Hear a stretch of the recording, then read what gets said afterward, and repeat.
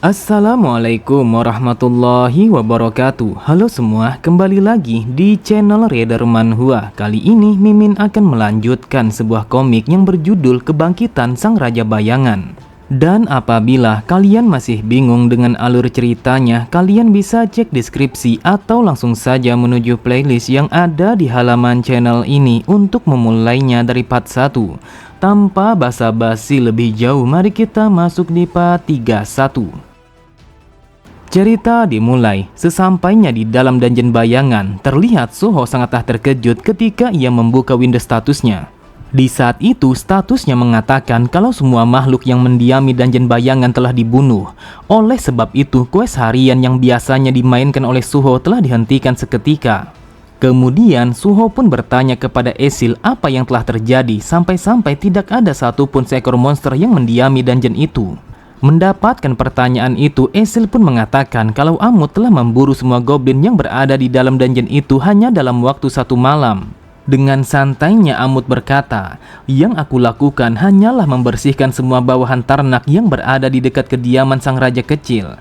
Bukankah hal ini sangat sesuai dengan janji yang disepakati kalau aku tidak akan membunuh satu orang pun manusia? Jadi tidak akan menjadi masalah apabila aku membunuh semua goblin." Mendengar itu, terlihat Suho menjadi begitu pusing. Ia bergumam, "Dengan terbantainya para goblin, maka aku sama sekali tidak akan bisa mendapatkan quest harian lagi, dan itu akan menghambat perkembanganku." Namun Suho begitu terkejut ketika mendengar Amut yang mengatakan kalau ia akan memberikan sebuah latihan yang bisa membuatnya menjadi kuat. Amut berkata, "Dulunya aku tidaklah sekuat diriku yang sekarang, namun aku sangat tahu bagaimana cara latihan yang sebenarnya. Jadi aku berjanji akan menjadikanmu seorang petarung yang sangat kuat." Namun di saat yang bersamaan terlihat sebuah notifikasi telah muncul di hadapannya, dan itu adalah quest harian, sebuah persiapan untuk menjadi lebih kuat. Melihat notifikasi itu, Suho bergumam, quest hariannya telah kembali setelah Amut yang menawarkan diri untuk melatihku. Jika ini adalah sebuah kesempatan untuk menjadi lebih kuat, maka mana mungkin aku menolaknya. Tanpa pikir panjang sedikit pun, Suho langsung menerima quest itu karena ia sangat ingin menjadi lebih kuat. Di saat itu, quest harian yang diberikan oleh sistem adalah beberapa latihan dasar seperti push up sebanyak 100 kali. Lalu yang terakhir adalah berlari sejauh 10 km. Suho berkata, "Aku tidak menyangka kalau quest untuk menjadi lebih kuat akan semudah ini. Jika aku perhatikan kalau ini jauh lebih gampang daripada memburu para goblin." Di sampingnya sambil tertawa Amut berkata, "Melakukan semua itu sama sekali tidak akan cukup. Jadi kau harus melakukannya sambil mengangkatku di atas tubuhmu." Sontak Suho sangatlah terkejut. Ia tidak menyangka kalau dia harus push up sebanyak 100 kali sambil mengangkat tubuh Amut yang besarnya bagaikan seorang raksasa. Amut berkata, "Jujur saja tubuhku yang sekarang sudah pasti akan sangat berat untuk kau angkat. Akan tetapi hal itu sama sekali tidak akan menjadi masalah. Berkat perusakan dan juga pemulihan yang berulang-ulang kali yang dilakukan oleh ternak, maka aku pun telah mendapatkan sebuah kemampuan untuk bisa mengubah ukuran tubuhku." Setelah tubuhnya mengecil yang seukuran manusia dewasa, Amut berkata, "Wahai raja kecil, aku rasa kalau ini akan memecahkan masalahnya. Jadi mari kita mulai latihannya sekarang juga." Sambil bersiap untuk memulai latihan pertamanya, Suho bergumam, "Karena kami memiliki perbedaan kekuatan yang cukup jauh, maka ada sebuah syarat yang harus dipenuhi agar aku bisa menggunakan kekuatan bone skill bersamanya. Akan tetapi aku tidak menduga kalau seorang sekutu akan bisa memberikan sebuah quest yang seperti ini." Namun tiba-tiba saja Suho sangatlah terkejut. Matanya terbelalak saat Amut yang telah duduk di belakangnya. Bahkan saking beratnya tubuh Amut sampai-sampai Suho merasakan kalau tubuhnya telah remuk. Amut berkata, "Wahai raja kecil, aku telah melupakan mengatakan sesuatu kepadamu. Meskipun tubuhku telah mengecil seperti seorang manusia, akan tetapi berat badanku sama sekali tidaklah berkurang meskipun hanya sedikit." Di saat itu, Suho pun mencoba sekuat tenaga untuk push up dengan posisi yang seperti itu. Ia bergumam, "Aku rasa kalau tanganku akan hancur apabila aku push up sebanyak 100 kali sambil mengangkat bajingan ini." Dengan santainya Amut berkata, "Wahai raja kecil, meskipun awalnya memanglah menyakitkan, akan tetapi suatu hari nanti kau akan terbiasa. Jadi bertahanlah sebisa mungkin." Cerita berpindah pada sebuah tempat yang berada pada wilayah Paju. Terlihat sebuah bangunan tua yang telah terbengkalai dan itu adalah sebuah dungeon yang bertipe lapangan. Dan di dalam dungeon itu terlihat Miss Brand telah berteriak dengan sangat keras setelah tubuhnya yang dibakar di dalam sebuah tabung. Lalu tepat di hadapan tabung itu Lim Min Sung berkata, "Akhirnya kau telah datang. Jadi berapa lama lagi aku harus melakukan ini?"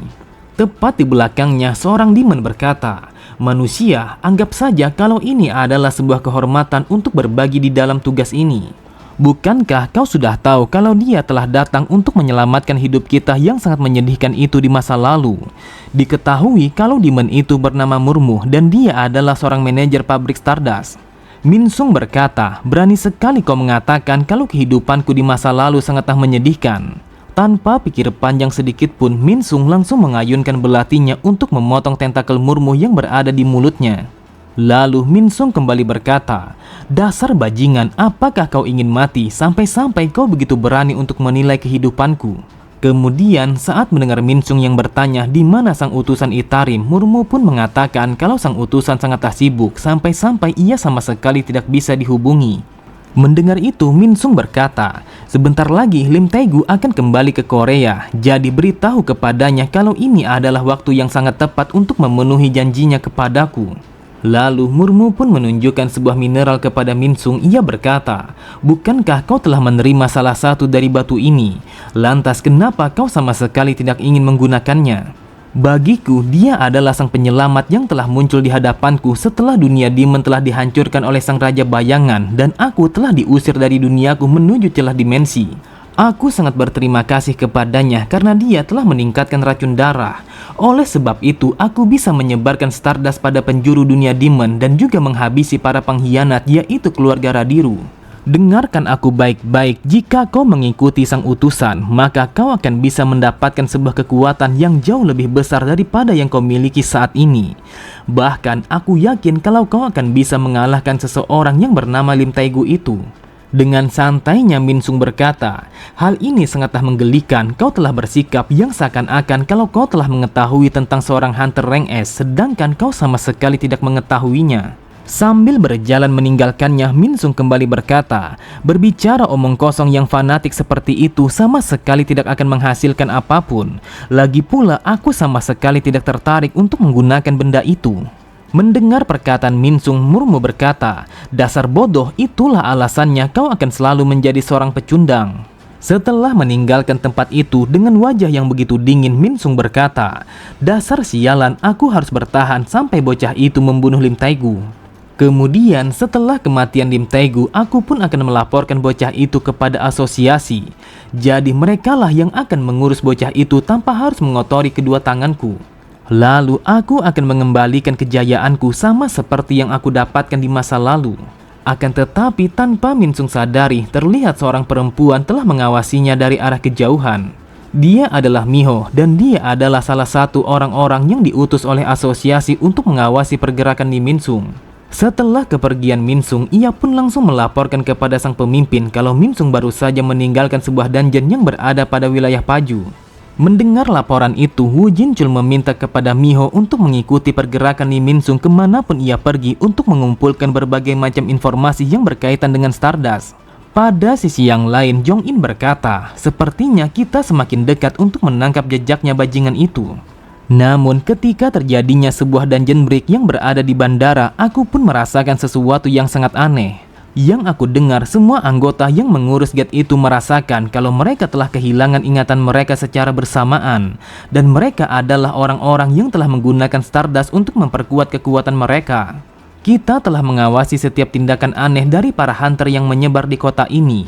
Namun yang kita dapatkan adalah kalau mereka memiliki satu hal yang sama, yaitu mereka telah menggunakan Stardust. Jinchul berkata, dengan adanya sebuah bukti yang seperti itu, maka asosiasi berencana untuk melarang penggunaan obat itu dengan secara resmi. Lalu kita akan menangkap Lee Min Sung bersama semua orang yang berada di belakangnya. Dengan tatapan mata yang tajam, Jong In berkata, "Jika itu rencananya, maka pasukan kami akan membantu asosiasi untuk menangkap para bajingan itu."